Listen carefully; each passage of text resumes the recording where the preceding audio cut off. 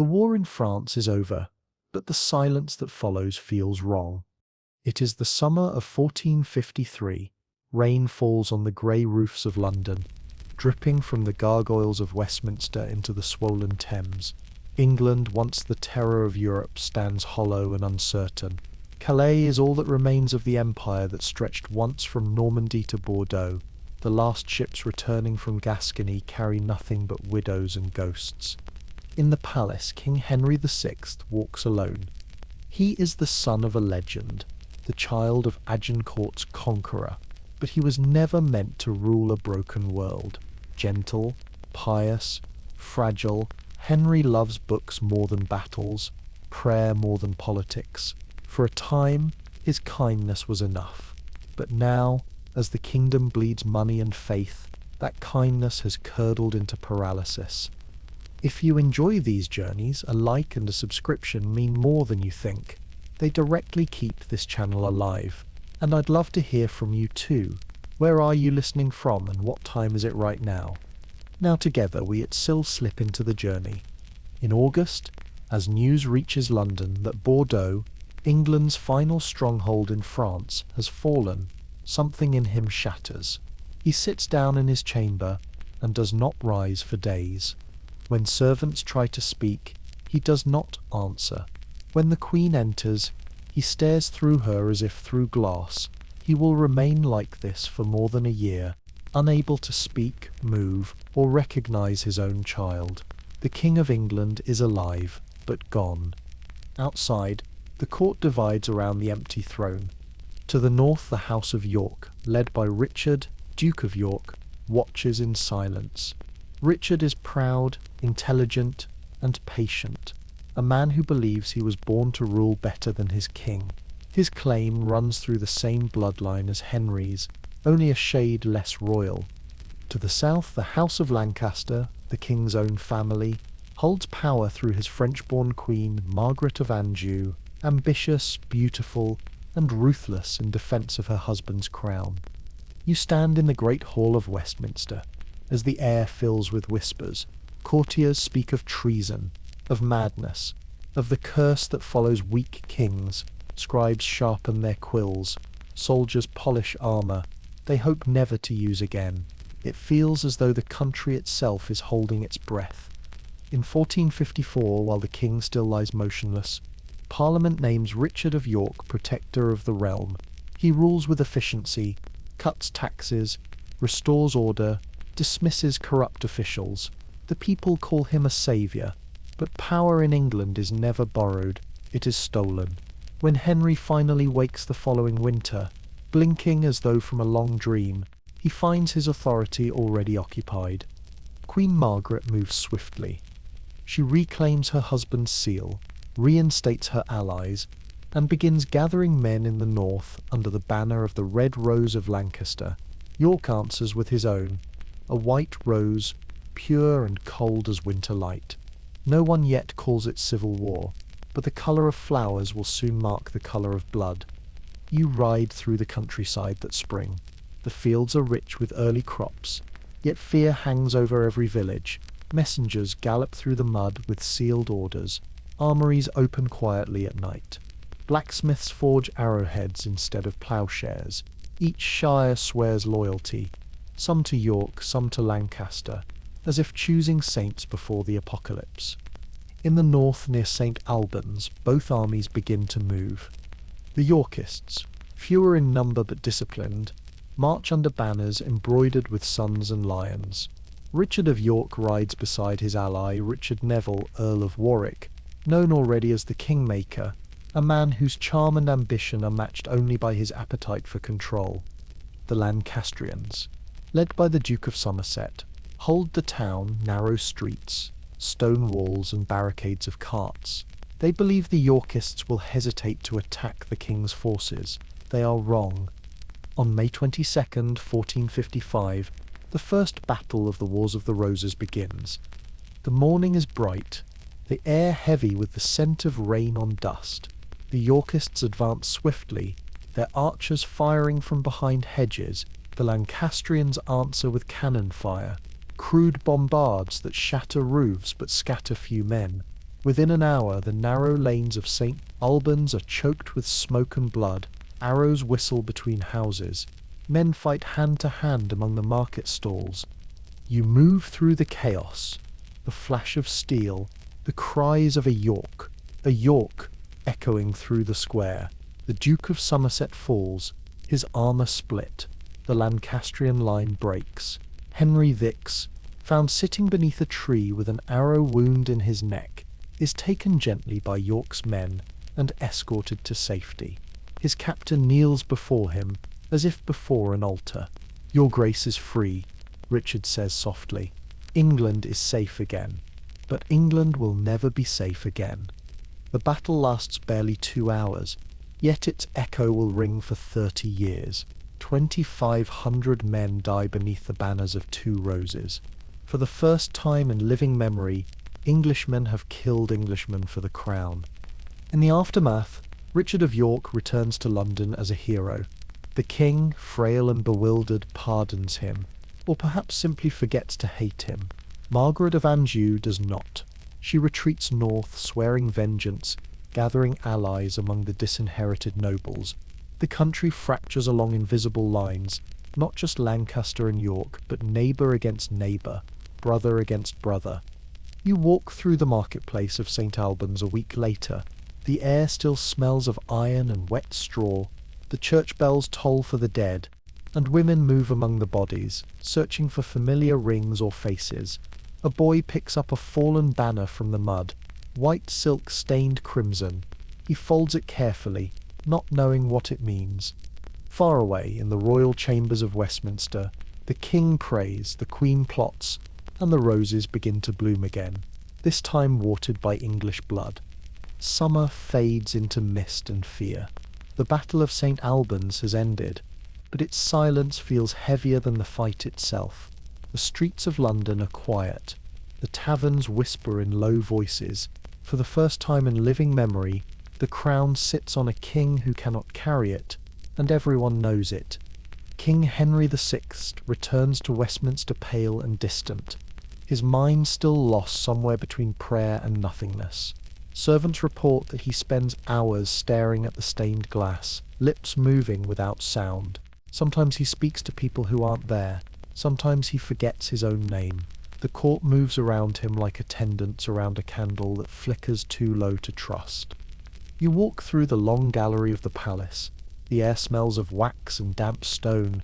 A page kneels to gather the king's dropped rosary. Henry thanks him as if meeting him for the first time. His smile is kind, almost childlike. But behind it there is nothing, no memory, no will.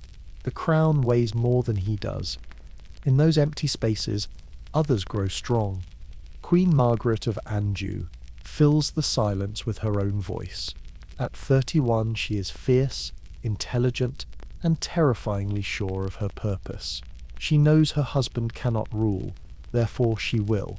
She calls councils in her apartments, where men kneel not to the king but to her. They say her eyes can freeze a man in place, that her words cut sharper than swords. She calls back the Lancastrian lords defeated at St. Albans, men who have lost brothers and sons to York's arrows. Among them is Henry Beaufort, the proud Duke of Somerset's son, burning for revenge. In their grief, Margaret finds her army. Meanwhile, Richard of York sits at his castle in Ludlow, watching the north turn red with banners. He has been protector of the realm, saviour of order, the man who held the kingdom together when the king dissolved. Now he is dismissed, his power stripped, his name cursed in the Queen's councils. His allies, the Nevilles of Warwick and Salisbury, urge him to act. She will destroy us all, Warwick warns. But York hesitates. He believes that reason might yet save them. It never does. Through the winter of 1456, the realm splits again. Margaret moves the royal court from London to Coventry, deep inside her own loyal lands. Parliament follows, trembling like a servant changing masters. She strengthens garrisons at castles in the Midlands and North, raises taxes for the defence of the crown, and quietly replaces officers sympathetic to York. The roads grow dangerous. Bands of soldiers, Lancastrian and Yorkist alike, roam the countryside, pillaging in the name of loyalty. In March 1457, French raiders land in Kent and burn the port of Sunderland. The smoke rises over the channel, black as old cloth. It is the first foreign attack on English soil in a century, but the government is too paralysed to respond. The people blame the Queen. The pamphlets call her the foreign woman, whisper that she sleeps with Somerset, that her child is not the King's. The rumours creep through London like rats. You pass through the city one cold night. At a crossroads, a preacher stands on a barrel shouting that God has abandoned England. He says the plague was mercy compared to this decay.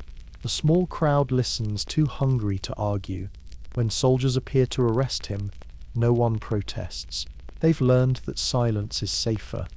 The next year brings famine. The crops rot in the fields. The roads flood.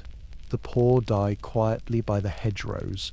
In the castles, the nobles dine and plan. It is said that even the angels have stopped watching. And then, for a moment, everything brightens.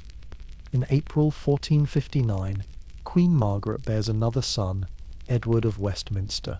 The child's birth seems to pull Henry from his fog.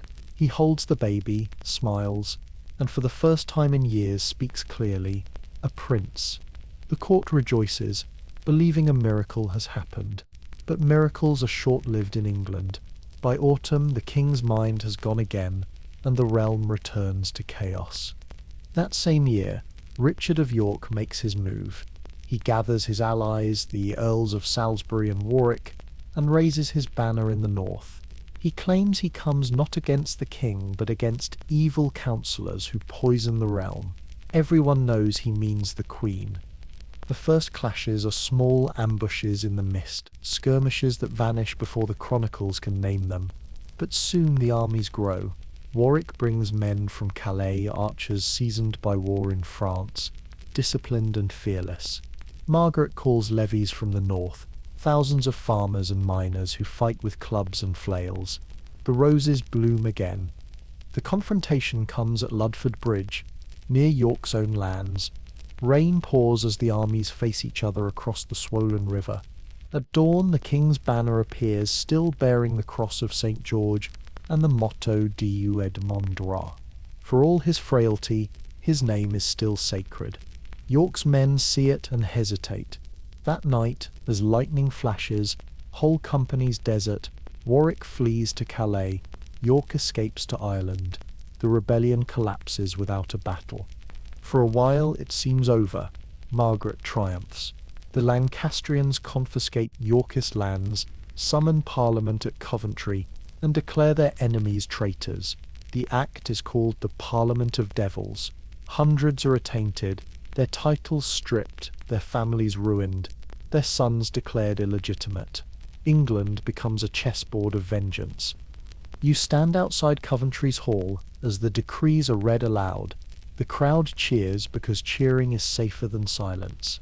Inside, the Queen sits in furs, her expression cold and perfect. A servant brings her parchment after parchment. She signs each without looking. Names vanish under her pen like sparks drowned in water. But vengeance is a fire that burns both sides. In Calais, Warwick rebuilds his strength. His men call him the captain of the sea. They raid the southern coast, intercept royal ships, spread rumours that the Queen's French councillors plan to sell England to her homeland. Within a year, half the country believes it. When Warwick returns in 1460, his fleet sails into London without resistance. The city opens its gates as if welcoming a saviour. Richard of York lands from Ireland soon after. He rides through the capital surrounded by banners of the White Rose, the people shouting his name. In Westminster, he walks straight into Parliament, past stunned lords and bishops, and places his hand on the empty throne. "I am the true heir," he says. No one answers. The silence feels like the edge of a blade. The next weeks are a storm of petitions, sermons, and fear. The archbishop begs for compromise. The nobles whisper of treason. Finally, they reach an impossible peace. Henry will remain king until his death, and after him the crown will pass to Richard of York and his heirs. It is law.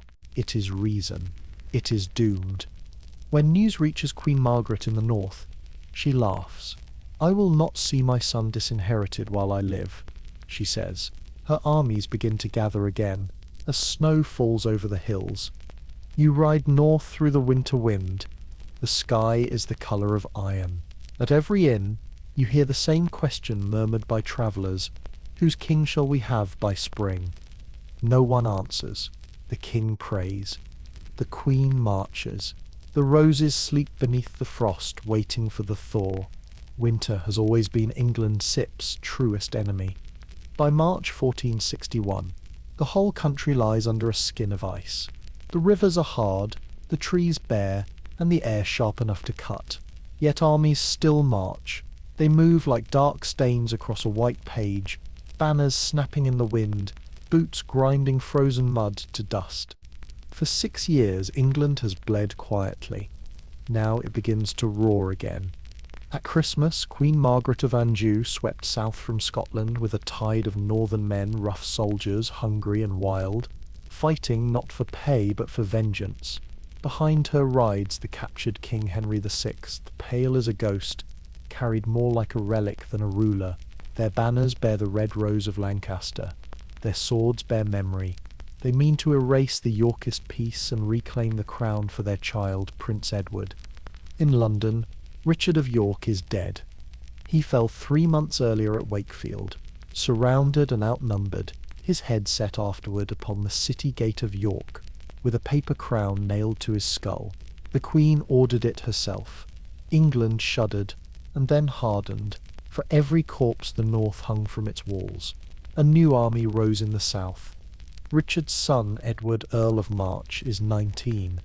Tall, golden-haired, broad-shouldered, he looks born for sunlight, not snow, but grief has sharpened him. In February 1461 he defeats a Lancastrian army at Mortimer's Cross, where, legend says, 3 suns appeared in the morning sky, an omen his men take for divine favour. They call him the sun in splendour, and he takes the symbol for his own. You see him now, riding north through frost and ash, banners bright against the grey. At his side is Richard Neville, the Earl of Warwick, the Kingmaker, whose smile never reaches his eyes. They march to stop Margaret before she reaches the capital, but the Queen, wary of their numbers, pulls back to Yorkshire, her army swollen to nearly 40,000. Edward follows. Both sides know the final reckoning is coming. The armies meet near a small village called Towton, Palm Sunday, March 29th. Snow falls sideways, driven by a hard wind. Between 2 ridges lies a shallow valley. Through its centre runs a stream called the Cock Beck. It will soon run red. Edward commands some 30,000 men, archers, billmen and dismounted knights.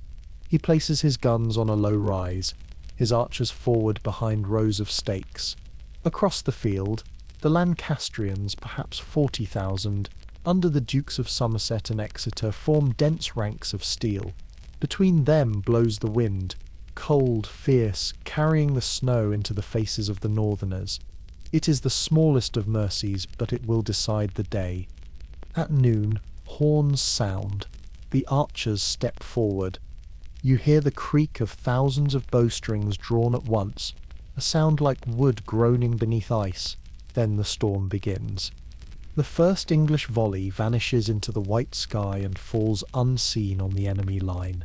The Lancastrians answer, but their arrows, blown short by the wind, thud harmlessly into the frozen ground. Edward's archers retrieve them, fire them back. Within minutes, the snow is thick with broken shafts and bodies. Somerset gives the order to advance. The red banners surge uphill, armour flashing dull silver beneath the storm. The 2 armies crash together in a single roar of iron. The fight lasts hours. Men hacking, slipping, vanishing beneath the press. Swords break, daggers replace them, helmets fill with melting snow and blood.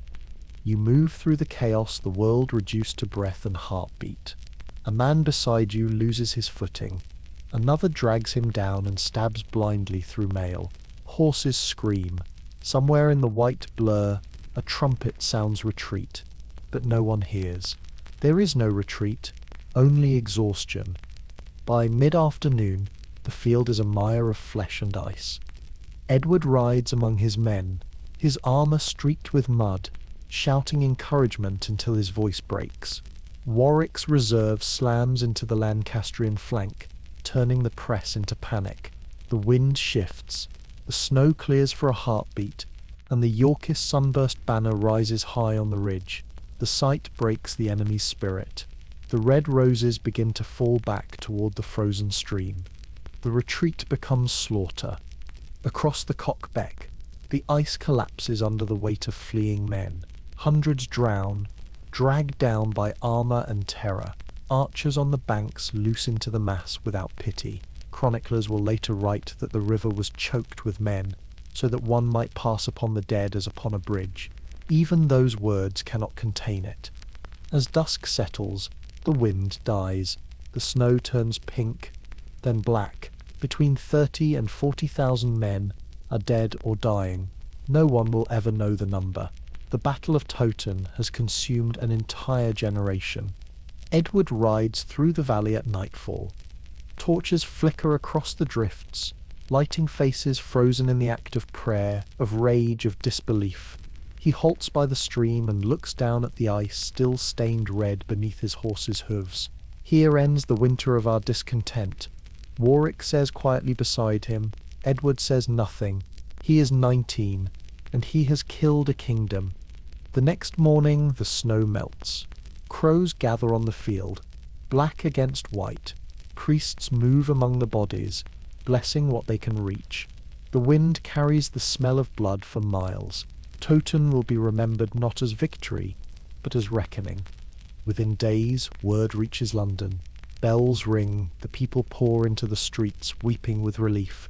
On Easter Sunday, Edward of March is proclaimed King Edward IV of England. He enters the city in shining armour, the sun blazing on his standard of the white rose. Behind him march the remnants of his army, silent as ghosts.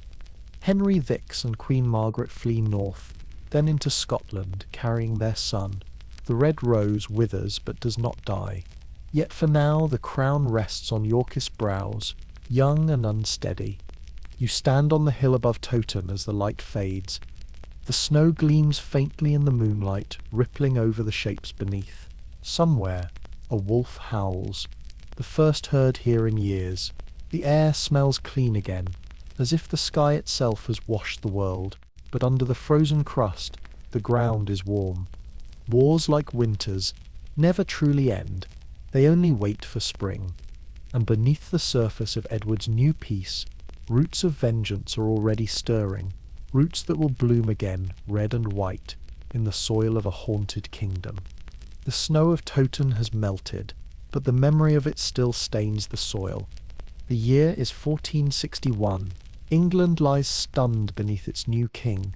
Edward I, barely 19, rides through the spring rain toward London, greeted by cheers and the smell of wet blossoms. Behind him the banners of the white rose sway like ghosts in the wind. The war seems finished. The red rose of Lancaster has withered in the north. Queen Margaret has fled to Scotland with her son. King Henry wanders in disguise through monasteries and forests, a king without a crown or purpose. For the first time in years the roads are open. The bells ring again, but peace is never the same thing as safety. Edward is tall and golden, broad-shouldered and laughing. He drinks, dances, fights, forgives. He has the easy charm of a man who was born to win. The people adore him. His soldiers follow him as if he were the sun they saw that morning at Mortimer's Cross. But around him move older men who know how quickly light can turn to shadow. Foremost among them is Richard Neville, the Earl of Warwick, the Kingmaker. It was Warwick's gold, his fleets, his cunning diplomacy that put Edward on the throne. He thinks of himself almost as a partner in the crown, the tutor of a glorious young prince. Together they plan a web of alliances, trade with Burgundy, a royal marriage with a French princess, treaties to bind Europe around England's new strength. The future seems secure. Then, quietly, everything begins to slip. You are there on a soft May morning in 1464. The war has retreated into rumour. In the meadows of Northamptonshire, the hedges are white with hawthorn. Edward rides alone with a small escort, a hawk perched on his wrist. At the edge of a forest he stops to rest, and a woman approaches, young, proud, her hair hidden beneath a white veil. She kneels before him, two small boys clinging to her skirts. Her name is Elizabeth Woodville. Her husband, Sir John Grey, died fighting for the Lancastrians at St. Albans. Her lands were seized, her sons disinherited. She has come to petition the king for their return. But when she looks up, something passes between them. Not pleading, not fear, but recognition. Chroniclers will call it love at first sight. Cynics will call it witchcraft. Edward calls it destiny. Within months, they are married in secret, without council or ceremony, in a small chapel at Grafton. She is 27, a widow, and worse, of low birth. Her father is a mere baron. Her mother, Jacota of Luxembourg, a lady of mysterious reputation. For Warwick, the news is a humiliation. He had already arranged a royal marriage with the French princess Bonne of Savoy. Now that alliance crumbles, and with it his pride. The court explodes with rumour. A merchant's daughter, a widow, a witch. The new queen is called all of them. The French laugh. The nobles grind their teeth. But Edward does not care. He fills her hands with jewels, restores her son's lands, and raises her entire family to dizzying heights. The Woodvilles marry into every noble house they can reach, spreading like roots through the soil of power. Warwick sees it, and feels the throne slipping away from his grasp. You walk through Westminster that summer. The palace smells of wine and wax and roses. The young queen moves among the courtiers like light through glass. She is clever, calm, and impossible to ignore. Her brothers and uncles wear new coats of arms. Her father is made Earl Rivers. To the old nobility it feels like invasion by silk and smile. The white rose now blooms from merchant soil. Meanwhile, in the north, the red rose begins to stir again. Queen Margaret, still exiled in Scotland, makes new alliances. She sends letters across the sea to France, to Brittany, to any who will listen. Her son Edward, now 10 years old, trains with sword and scripture, growing into a prince of iron will. England forgets that its defeated queen is not the sort to fade quietly. In 1465, the Lancastrian king Henry VI is captured hiding in a Yorkshire forest. He is found by hunters, dressed in rags, muttering prayers to invisible saints. When they bring him to London, the crowd falls silent. He smiles faintly, as though he has returned to a dream he never left. Edward orders him confined in the Tower, not as punishment, but as precaution. The war, it seems, is truly over. But nothing dies in England without one last breath. Warwick, once called the maker of kings, finds himself excluded from council, his advice ignored. He resents the Woodvilles, the foreign diplomacy, the new faces at court. He travels to Calais, his old stronghold, and begins to weave another web. There his ships patrol the channel, his captains whisper treason in the dark. He thinks of the weak King Henry, the fiery Margaret, the loyalists who still wait in exile. Perhaps a reversal is possible. Edward, too confident, does not see it. He fills his days with feasts and laughter, hunting in Windsor forests, dancing at banquets where the Queen's sisters charm half the realm. But beneath the music runs a low note of fear. Taxes rise, merchants grumble, and in the north the great families, Percy, Clifford, Neville, nurse old grudges. You ride through Yorkshire one autumn evening. The fields are rich, the air smells of peat and rain. In a tavern, a drunk soldier tells a story that King Edward was bewitched by his wife, that a spell of Jacquetta's silver mirror holds him in thrall. Another swears he saw a priest in Calais, blessing Warwick's fleet for the deliverance of England. The men laugh, but not easily. In 1469, rebellion breaks out. Bands of men calling themselves Robin of Redesdale's army rise in the north, claiming they fight against corruption. Everyone knows who funds them. Edward marches to put them down, but his forces melt away. He is taken prisoner by Warwick himself. For a few weeks the realm holds its breath as the Kingmaker rules again, issuing decrees in the king's name.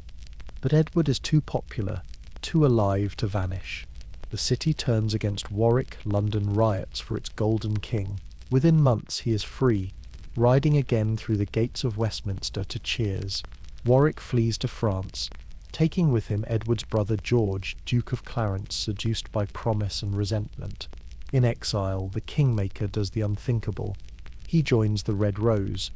There, under the banners of Lancaster, he kneels before Queen Margaret, the same woman he once drove into flight. For the good of England, he says. She smiles thinly and calls him ally. Together they plan to invade the kingdom they once shared in hatred. You stand on a hill above the Thames that winter. The river glows silver beneath the moon.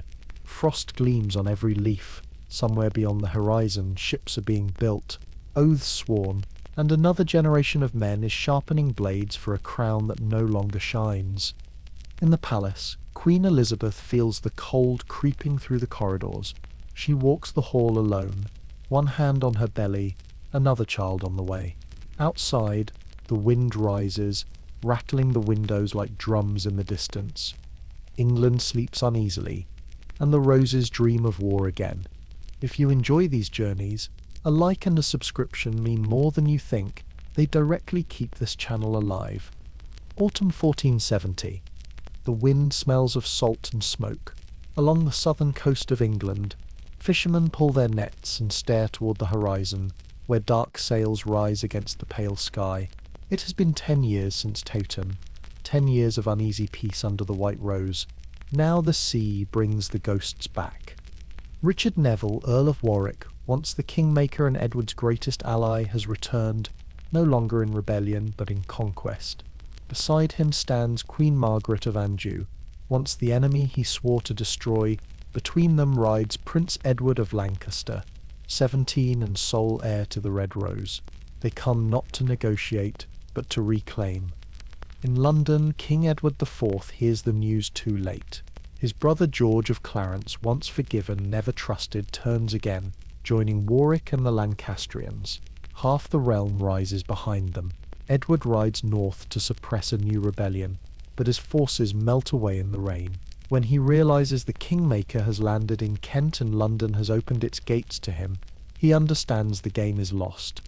You see him on the docks of King's Lynn, the sea churning beneath a grey sky. The king who once ruled England with a smile now stands in the cold, his cloak heavy with rain, his face bare and empty. He has only a few companions, his younger brother Richard of Gloucester, the Earl Rivers, and a handful of loyal archers. With them he boards a small ship bound for Burgundy, sailing into the storm. Behind him the bells of London ring for another king. Warwick enters the city in triumph. The streets erupt with cheers and confusion. For the first time in a decade, the Red Rose flies over the tower. From its depths, the guards bring forth a man pale as dust, his eyes wide and unfocused. Henry VI. He has been a prisoner for 5 years, forgotten by the world, half forgotten by himself. When they place the crown on his head, he smiles as if it were a toy. The people kneel. The chroniclers write of miracle and mercy, but those who stand close enough see only emptiness behind his eyes. The Lancastrian restoration lasts barely a season. The Kingmaker governs in Henry's name, issuing laws and pardons, trying to stitch the realm together again. But it is a kingdom made of ice. Old grudges crack beneath the surface. Queen Margaret, still in France, refuses to sail until the winter storms subside. Without her, Warwick's authority hangs in air. Merchants mutter, soldiers go unpaid, and the streets of London fill with brawls between red and white. In Burgundy, Edward waits. He plays dice with fortune, and with his brother-in-law, Charles the Bold, the Duke of Burgundy. Money is scarce, hope thinner still, but Charles fears the spread of Lancastrian influence. and the French queen who supports it. He loans Edward gold, guns, and ships. When spring comes, the banished king sails again for England, the sea alive with gulls and omens. March 1471. Edward lands in Yorkshire with less than 2,000 men. He claims he has come not as king but as duke, to reclaim his lands. It is a lie everyone chooses to believe. Within weeks his numbers triple. Warwick scrambles to gather forces, summons Clarence to his side, but blood is a fickle bond. At Coventry, under a flag of truce, Clarence kneels before Edward and begs forgiveness. The brothers embrace, and the king's army swells again. You follow them south, through mud and rain, to the edge of London. The gates open as if they have been waiting. Inside the tower, Henry VI is once more a prisoner, sitting quietly at his table, copying psalms in tiny, perfect letters. When Edward visits him that night, no words are recorded, only a prayer. Some say the mad king blessed him. Others say he did not know who stood before him. Warwick and his ally, the Marquess of Montague, camp near Barnet, north of the city. On Easter Eve, April 14th, the two armies face each other in a fog so thick men cannot see 10 paces ahead. The Kingmaker positions his artillery and fires through the night, believing the enemy before him. In truth, his guns overshoot, killing his own rear lines. At dawn, the fog deepens, battle erupts in ghostly silence. Shadows clash, friends mistake friends. For 3 hours the world is nothing but shapes and shouts. When the fog finally lifts, Warwick's banner lies trampled in the mud. The Kingmaker himself, cut off and unhorsed, is hacked down by Edward's men. His body is dragged to St. Paul's Cathedral and displayed for the crowds, armour crushed, face serene as if relieved. The man who made and unmade kings has become just another story England tells itself about power. But there is no time to rest. As Warwick falls, Queen Margaret finally lands at Weymouth with her son and a small army. They march north, hoping to join remaining Lancastrian forces. Edward pursues relentlessly. Rain turns roads to rivers. Supplies rot. The soldiers move through exhaustion and mud. At Tewkesbury on May 4th, the two armies meet. The field is narrow, flanked by hedgerows and streams. The young Prince Edward leads the vanguard for his mother, his armour polished, his eyes burning with the faith of the lost. Opposite him rides Edward IV, taller, older, hardened by exile. The battle is short and merciless. Lancastrian lines break. Archers cut them down as they flee. The prince is captured and brought before the king. You stand in the tent as they face each other. The boy bows and speaks bravely. My father was the true king. Edward's jaw tightens. What happens next? No chronicle agrees on. Some say the king struck him, others that his men fell on the prince with swords. When it is done, the queen's son lies dead, and the house of Lancaster dies with him. Margaret is taken to London in chains. Henry VI, still a prisoner in the Tower, is told that his wife and child are gone. That night, May 21st, 1471, he dies in his cell. The official word is melancholy. The truth is murder. His body is laid in St. Paul's, his face peaceful, as if at last he has found the silence he sought all his life. Edward V rides through London again, this time under a sky so blue it seems to mock the earth. Bells ring, crowds cheer, and for a moment the realm believes the war is done. The king is restored, his enemies are ashes. But he looks older now, his laugh slower, his eyes shadowed. He has won everything and trusts no one. You walk through the streets that night. The city glows with torches and singing. In the windows, candles burn for the souls of the dead. Thousands of flames flickering like fragile crowns. Above them, the moon hangs full and cold, watching over a kingdom that has finally run out of kings.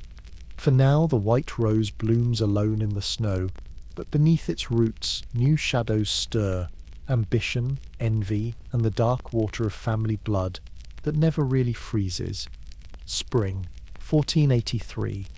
The rain has stopped, but London feels grey and restless. as if the clouds have settled into its bones.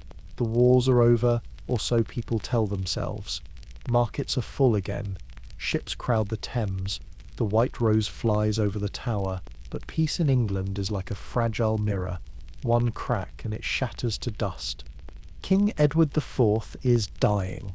He is only 40, but the years have thickened his body and dimmed his eyes. The golden prince who rode from Towton is gone. In his place sits a weary man, coughing blood into linen, surrounded by courtiers who measure his breaths like coin. His queen, Elizabeth Woodville, kneels beside him, her beauty faded but her will unbroken. Around the bed stand their children, 12 in all, though only a few still living, and his brothers, George of Clarence long dead, drowned years before, in a butt of wine. Richard of Gloucester, quiet, sharp-eyed, loyal. You stand near the window, the air heavy with incense and fear. Edward murmurs his last commands. Peace between his kin, guardianship for his son, mercy for his enemies.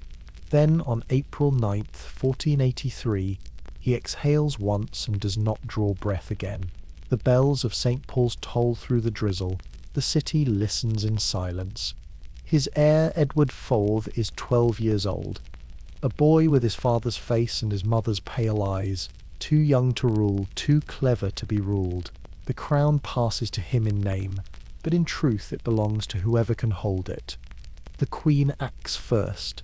From her apartments in Westminster, she sends word to her relatives, the Woodvilles, to escort the new king from Ludlow to London with a royal guard. She wants him crowned quickly before other hands reach for him.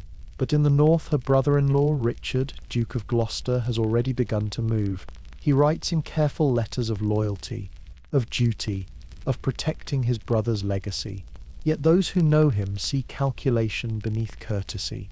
He asks the council to name him Lord Protector, the same title once given to their father Richard of York before war consumed him. The lords agree. When the boy king's procession reaches stony Stratford, Gloucester rides out to meet them. His army is small, his greeting warm. He embraces young Edward, promises safety, and then arrests the Queen's brother, Earl Rivers, and her son from her first marriage. Within a week, both are imprisoned. The message is clear. The crown now rests in firmer hands. In Westminster, panic spreads. Elizabeth Woodville flees with her younger children to the Abbey, claiming sanctuary under church law. The great doors close behind her, echoing like a coffin lid. She sits there among the candles and icons, the air thick with incense and whispers. Outside, the city mutters about fate, about queens and prophecy. They remember Jacquetta, her mother, and the stories of witchcraft whispered years ago. This family, someone says, was born of spells. You walk through the Abbey's corridors at night. The Queen kneels beside her daughters, her hands clasped around a small cross of bone. She listens for footsteps, for news, for mercy. None come. Meanwhile, Gloucester brings young Edward V to London in quiet procession. He lodges the boy in the Tower of London, ostensibly for his safety before coronation. The Tower has always been both palace and prison. No one knows which it will be this time. The boy is joined by his younger brother Richard, Duke of York, a lively child of 9, summoned from sanctuary by promises of care. The people cheer their arrival, not yet understanding. In June, Parliament delays the coronation. Rumours grow like weeds. Gloucester claims to have discovered evidence that Edward V's marriage to Elizabeth Woodville was invalid, that he had been betrothed to another woman first, making all his children illegitimate. It is an old trick, but effective. The Archbishop hesitates. Nobles shift uneasily. On June 22nd, a sermon is preached at St. Paul's declaring that the rightful heir is not the boy in the Tower, but Richard of Gloucester himself. 5 days later, Richard is crowned King Richard III. The ceremony is grand, solemn, and strangely empty. The crowds cheer out of habit, their voices echoing between the stone walls like distant thunder. The new king swears to bring peace, to punish corruption, to protect the realm, but his eyes betray no warmth, only exhaustion and resolve. The princes remain in the Tower. At first, they are seen playing in the gardens, leaning from the windows, waving to guards. Then, gradually, the sightings stop. The guards change. The laughter fades. London begins to whisper again. You stand on the riverbank one twilight, watching the pale walls of the tower turn gold in the setting sun. Somewhere inside, the two boys sleep, or perhaps they do not. No one knows. The Queen's messenger is turned away, her petitions unanswered. Autumn comes, and still no word. Chroniclers write that the king's smile grows thinner. By winter, the truth, or something like it, reaches the streets. A guard boasts in a tavern that the problem of the princes has been settled. Another swears he saw men enter the tower at midnight with a chest and leave without it. The stories multiply that they were smothered in their sleep, stabbed, drowned in wine, buried beneath the stairs. Others whisper they were spirited away, living in secret, waiting to return. None of it can be proven. All of it feels true. Meanwhile, Richard III rules in the shadow of rumour. He is not a tyrant by nature. He passes laws for the poor, punishes extortion, even reforms the courts, but none of it matters. Every act is weighed against the silence of the tower. Every prayer echoes the same question: where are the princes? In York he builds churches and speaks of divine justice. In London, mothers hush their children with his name. The white rose that once symbolized victory now feels pale and cold. You pass through the corridors of Westminster one evening. The Queen has taken the veil, withdrawn into quiet faith. The courtiers avoid the tower at night. They say its stones weep when it rains. Sometimes sailors on the Thames claim to see small figures at the windows, pale and waving. Others claim to hear children's voices singing softly before dawn. By 1485, England no longer cares whether the princes are dead or alive. The people are tired of kings who kill their brothers, sons who vanish, crowns that change hands with the seasons. But fate has one last turn to make. Across the sea, in exile, a new claimant prepares to land. Henry Tudor, distant heir to Lancaster, born of compromise and chance. His banners are red, his cause simple: end the chaos, unite the roses, and start again. You stand before the tower at night. The river flows dark and quiet. Torches shimmer on its surface. The wind smells of rain and memory. Inside those walls lie secrets no crown can wash clean. England holds its breath once more, waiting for another dawn, another king, another century to begin. And above the water, the faint sound of bells drifts through the mist, soft, uncertain, like the voices of lost children calling for home. The summer of 1485 feels too quiet, as if the land itself is holding its breath. For 2 years England has lived in uneasy peace beneath King Richard III, a piece of paperwork, proclamations, and ghosts. The country is tired of crowns. The harvests are good, the roads open again, and yet no one truly smiles. The white rose blooms still, but its thorns have turned inward. Every church bell sounds like a question: how long can a kingdom haunted by children stand? Across the narrow sea, in Brittany, a man dreams of answers. Henry Tudor, a thin, serious exile of 28, half English, half Welsh, waits for his moment. His claim to the throne is fragile, through his mother, Margaret Beaufort, descendant of the Lancastrian line. He has never fought a battle, yet he has one weapon no king before him possessed: patience. He has watched others rise and fall, learning from their mistakes, and he has one vow: to end the wars that have consumed England for more than a century. In August, the wind shifts. Henry gathers his small army: 2,000 French mercenaries, a handful of English loyalists, a few ships lent by France's new king. They sail from Harfleur under grey skies, the sea restless, gulls screaming above the masts. After 3 days they sight land, Milford Haven, on the wild coast of Wales. Henry steps ashore, kneels, and kisses the sand. "Father, into thy hand I commend my cause," he whispers. He moves north through the hills, rallying men to his banner: Welsh archers, discontented lords, veterans of forgotten wars. The red dragon of Cadwallader flutters beside the red rose of Lancaster. By the time he reaches Shrewsbury, his numbers have swelled to nearly 5,000. It is still not enough. In London, Richard learns of the invasion and calls his banners to Nottingham. His messengers ride day and night, summoning every loyal knight and sheriff. He plans to crush the rebellion before it grows. You follow the king as he rides out, armour blackened, eyes hard and sleepless. He is only 32, but the years sit heavy on him. "Let us march with a merry heart," he says, though no one laughs. His army numbers over 10,000, well armed and disciplined. The crown is his by law, by Parliament, by the will of God, or so he tells himself. Yet he cannot silence the echo of that question, whispered in every tavern and chapel: "What did you do with the princes?" August 21st. Henry's army reaches Bosworth Field, near the market town of Leicester.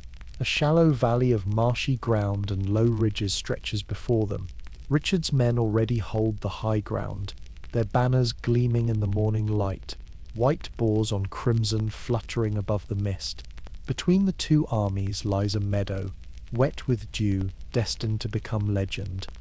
At dawn on August 22nd, the horns sound.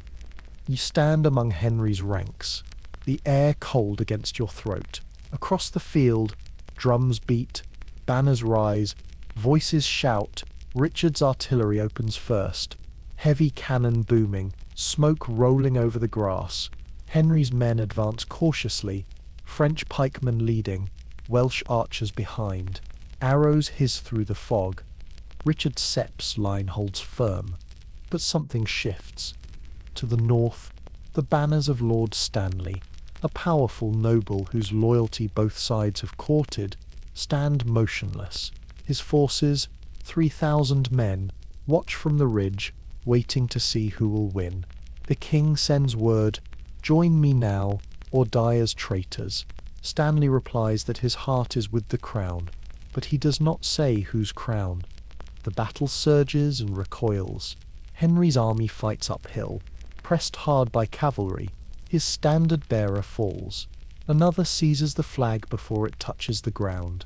The sun climbs, burning off the fog, revealing the slaughter beneath, armour gleaming with mud, horses thrashing, men slipping in blood. Richard watches from the ridge, sees Henry separated with only a small guard, and makes a decision that will end his life and his kingdom. He lowers his lance. "I will end this at once," he shouts, and spurs his horse downhill. A handful of knights follow. The charge crashes through pikes and swords, scattering men like reeds. Richard's lance pierces the banner of Henry's guard, kills his standard-bearer, breaks against a French halberd. He slashes left and right, unhorsed but unbroken, crying "treason" as he fights on foot, his crown glinting in the sun. You see him there, a man alone, surrounded, armour dented, blood pouring down his face. He cuts down one enemy, then another. "King of England," he roars, and for a heartbeat it seems he still is. But the tide closes around him. A Welsh soldier swings a halberd. The blade crashes through his helm. Richard falls. They find his body later in a thicket, stripped of armour, the crown found tangled in a thorn bush nearby. Henry is led to it. Mud clings to his boots, his sword drips rain. Someone lifts the crown and sets it on his head. For a moment he seems bewildered. Then he bows slightly, as if to history itself. "God save King Henry," a voice murmurs. Others repeat it, uncertainly at first, then louder, until the valley rings with it. The war is over. The roses are gone. Richard's body is carried to Leicester, naked and slung across a horse, to prove the deed done. He is buried without ceremony in the Church of the Grey Friars. In time, centuries will pass before his bones are found again beneath a car park, of all places, his spine twisted, his skull still bearing the wound of that final blow. But for now he lies in silence, the last king of England to die in battle. Henry rides to London through fields still wet with rain. The people watch him pass, wary, but hopeful. In his train march, men of both roses, red and white, shoulder to shoulder for the first time, he enters Westminster to the sound of bells that have tolled for too many kings. In January 1486, he marries Elizabeth of York, eldest daughter of Edward I, the union of white and red, of York and Lancaster. The Tudor rose blooms from their joined emblems, red petals ringed with white. It is more than a symbol. It is an exorcism. England at last can sleep. But peace is not silence. You walk through London that spring. The air smells of rain and wood smoke. The market's alive again. Children play in alleys named for kings long dead. A minstrel sings of a winter made summer, of a crown lost and found. In taverns old soldiers tell stories of Bosworth, how the king fought on foot, how the sky cleared at his fall, how the wind seemed to sigh with relief. Henry rules cautiously, like a man walking over cracked ice. He rewards allies sparingly, pardons enemies selectively, and fills his court with watchers. He builds a new dynasty not from blood but from paper, ledgers, laws, marriages. He knows that swords have failed England. Perhaps ink will not. You stand again on Bosworth Field, months later. The grass has grown back, the birds return. There is no sign of battle, no bones, no banners, only the wind moving gently through the reeds. The earth remembers, but it does not speak. Above you clouds drift slow and white.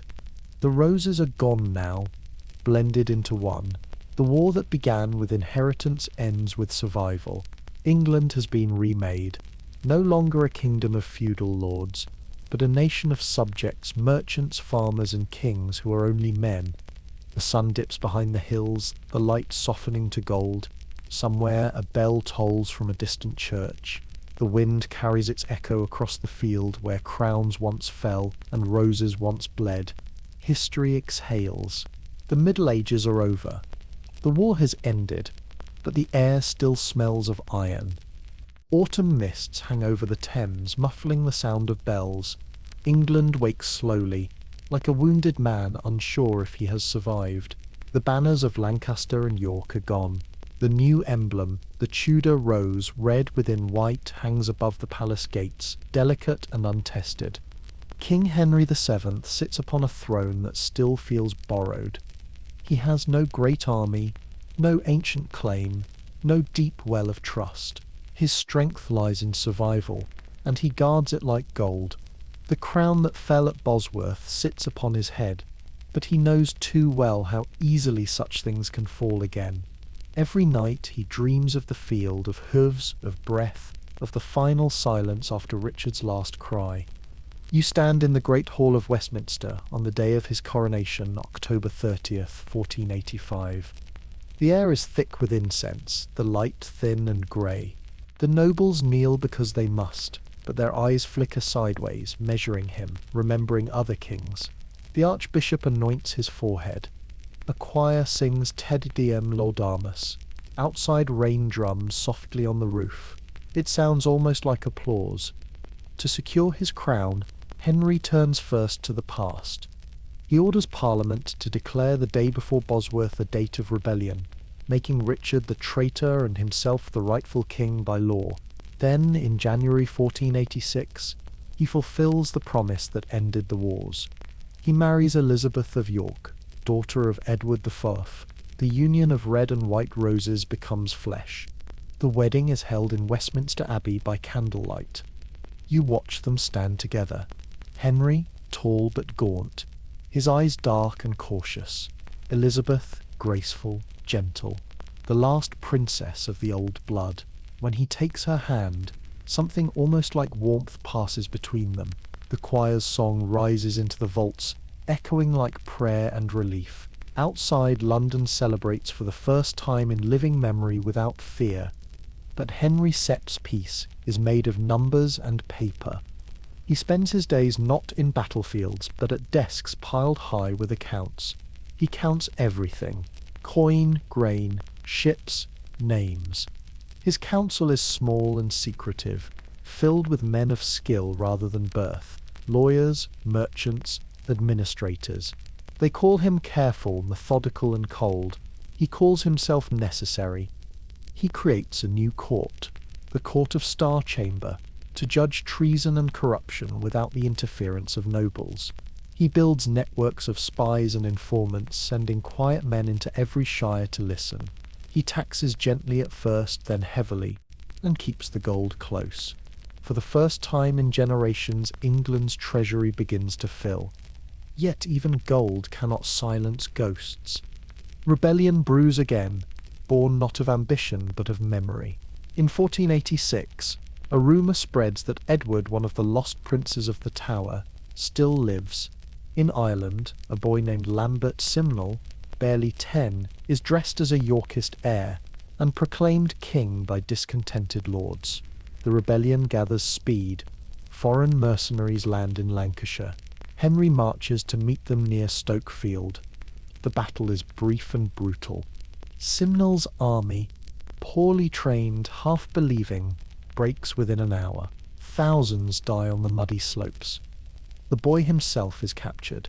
When they bring him before Henry, the king only sighs. He was a puppet, he says.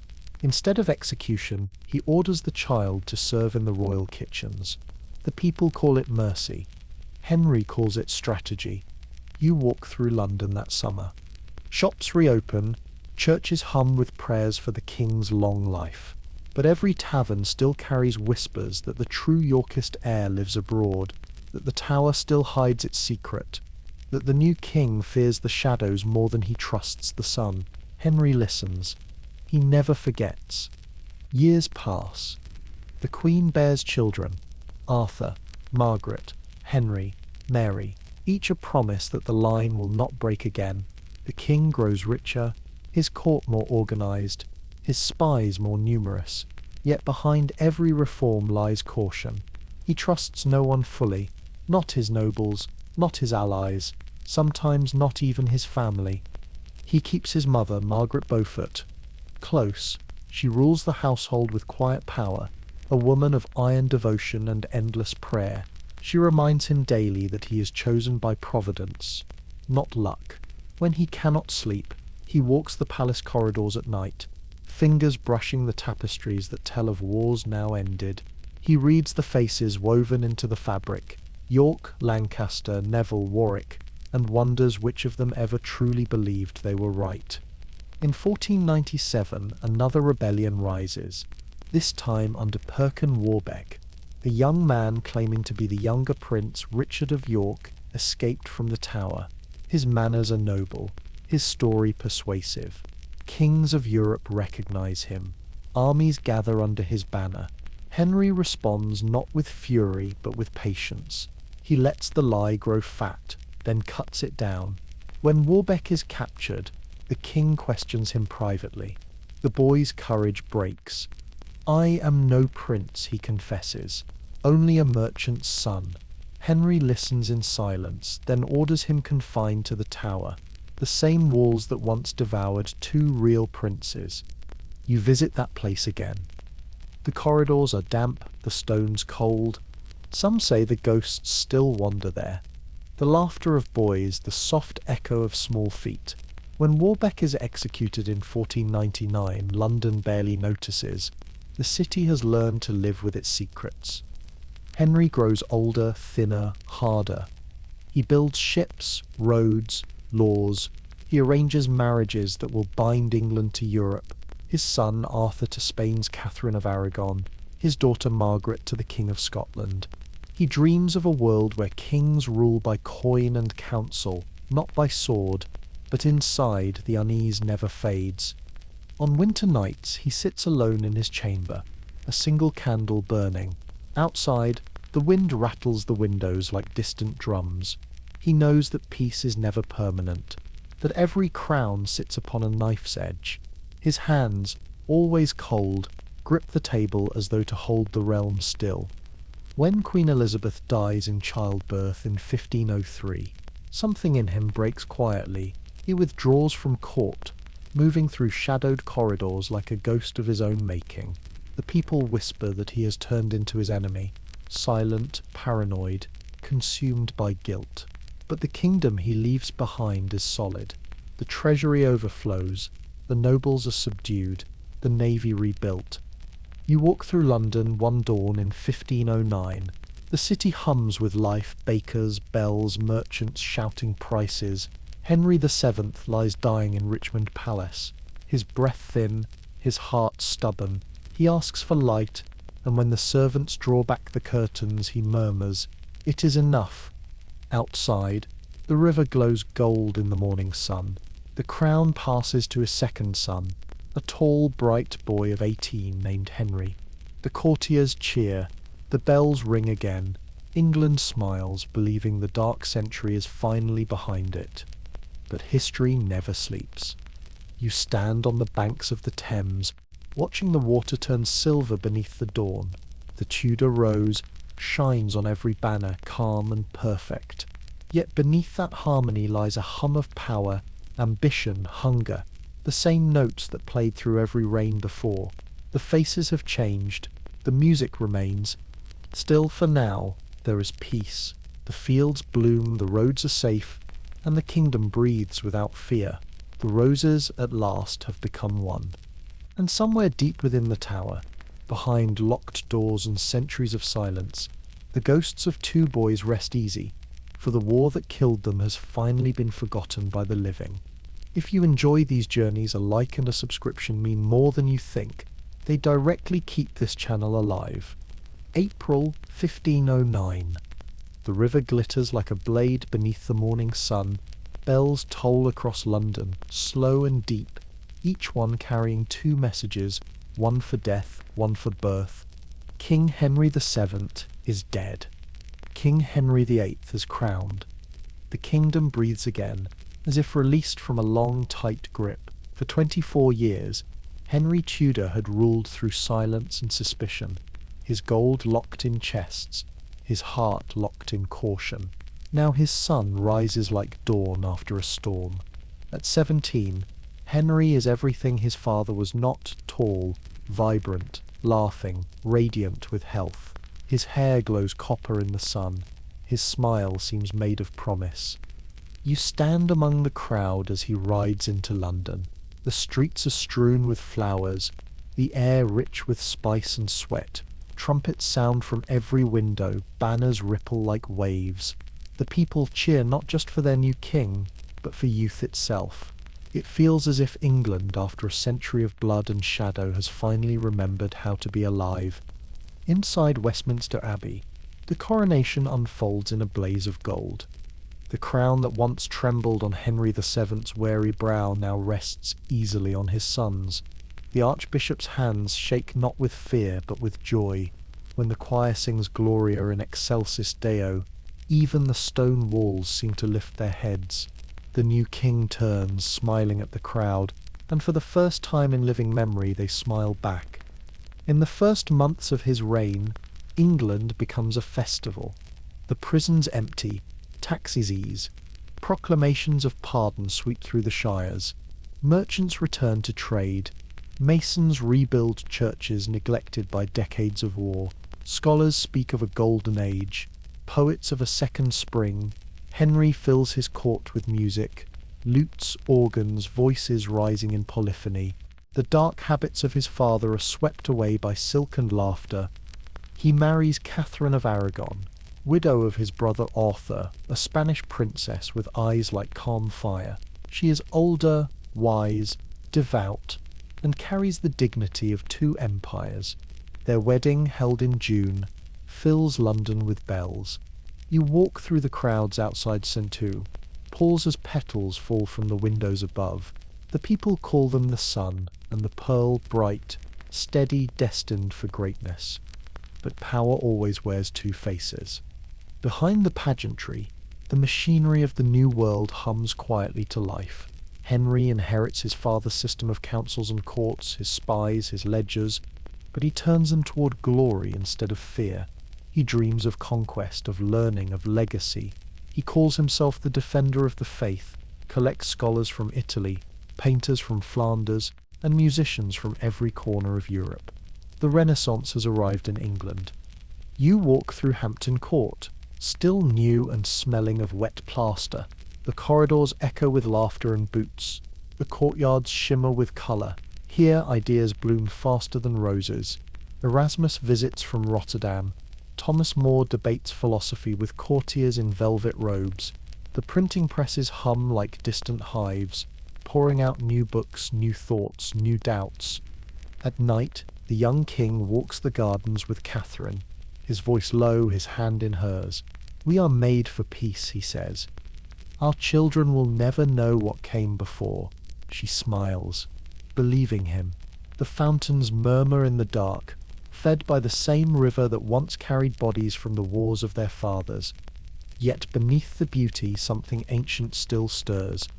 Henry's court is full of rivals, old families of York and Lancaster, still watching one another over cups of wine. The ghosts of the roses have not yet faded. Each noble carries his coat of arms like a memory of blood. The king, still untested, charms them into obedience, but charm is fragile currency. In 1511, Catherine gives birth to a son. Bells ring across the kingdom. Bonfires light every hill. The people dance until dawn, shouting, "Long live Prince Henry." For a few weeks the realm glows with joy. Then suddenly the child dies. The candles burn out one by one. Catherine locks herself in prayer. Henry turns his face to work. The celebrations of spring turn to silence. You walk through the royal chapel that winter. The air smells of wax and grief. The king kneels before the altar, his broad shoulders bowed, his hands clenched. He whispers words no one can hear. For a moment the room feels small.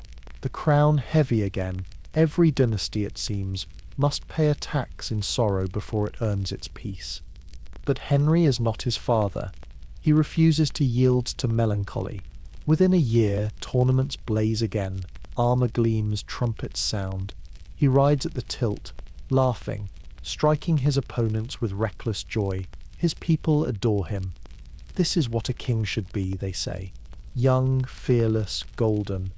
The peace that his father built with caution, Henry maintains with spectacle. He builds ships, the Mary Rose, the sovereign of the seas, and dreams of empire. He reforms the coinage, patronizes artists, sends envoys to Rome. Every act is a declaration. England has awakened. In the halls of power, Cardinal Thomas Wolsey rises. A butcher's son turned statesman, brilliant and tireless. He becomes the king's right hand, running the kingdom with a mix of genius and terror. Under Wolsey's guidance, England becomes organized, rich, and modern. The roads hum with trade. The ports fill with foreign goods. The treasury overflows again, but this time the gold buys splendor instead of silence. You stand in a London street one summer evening. The windows of the royal palace blaze with torchlight, the sound of music spilling into the warm air. Somewhere inside, the young king plays the lute, singing in a voice that carries over the water. His courtiers listen, smiling too widely. The people outside stop to hear. For a few minutes, no one remembers the old wars. Still, beneath the laughter, time moves. The king grows broader, his temper sharper. Catherine grows older, her prayers longer. The courtiers whisper of heirs not yet born. Across the sea, the Vatican trembles under Martin Luther's words. The world, once so sure of its order, begins to tilt again. But that is still to come. For now, England stands at the edge of a new age, young, proud, radiant, untested. The towers of London gleam in the evening sun. The fields stretch green and endless. The land that once bled itself dry beneath red and white banners hums with the sound of hammers, harps, and hope. You walk along the riverbank at dusk. The tide laps softly against the stones. Swans drift past like ghosts of peace. The wind carries music from the palace. Violins, voices, a melody as light as prayer. For a moment it feels as if history has finally gone quiet. The century of roses has ended. The century of crowns is about to begin. The century turns quietly.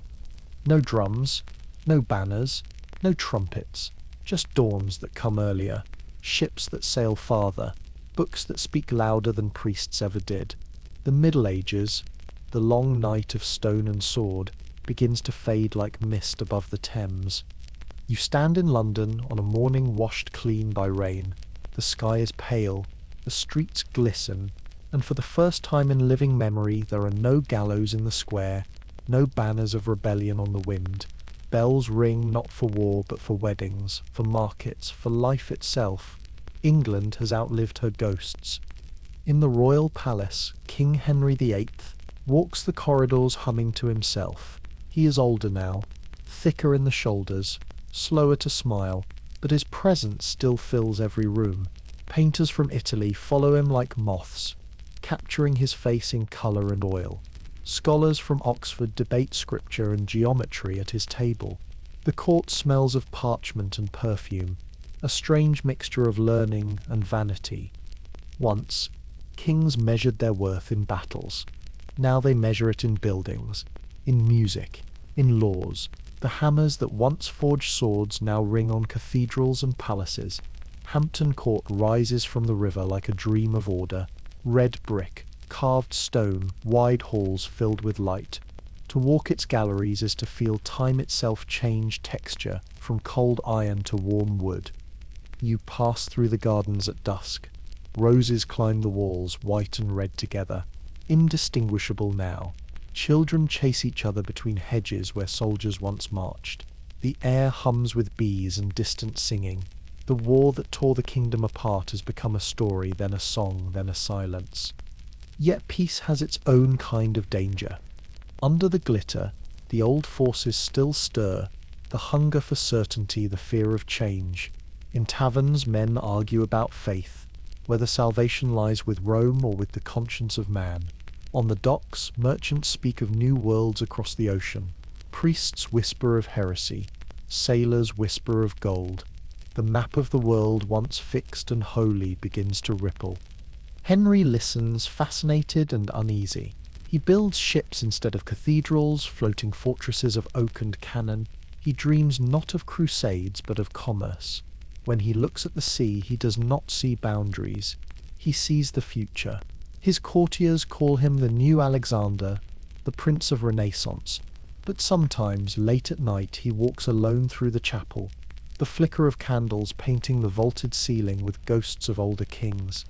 They say he pauses before the tomb of his father, Henry VII, and whispers, "Your caution built this peace. My fire will keep it."